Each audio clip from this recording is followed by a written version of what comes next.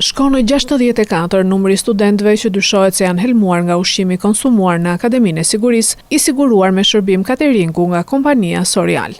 4 kursantë të tjerë janë paraqitur në urgjencë me të njëjtat simptoma, duke e çuar në 64 numrin total të prekurve. Policia dhe Prokuroria e Tiranës vijojnë hetimet për të zbardhur shkaqet e ngjarjes, ndërsa dosja e rastit të dytë pritet të bashkohet me hetimin e helmimit të ndodhur në fillim të muajit maj.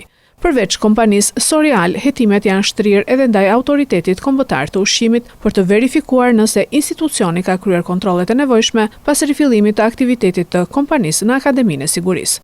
Në komisariatin numër 1 është marrë në pyetje administratorja e kompanisë Alma Tafani, e cila ka deklaruar se furnizimi me ushqim është kryer çdo ditë sipas kontratës dhe se gatimi e shpërndarja janë realizuar duke respektuar procedurat dhe kushtet higjieno-sanitare.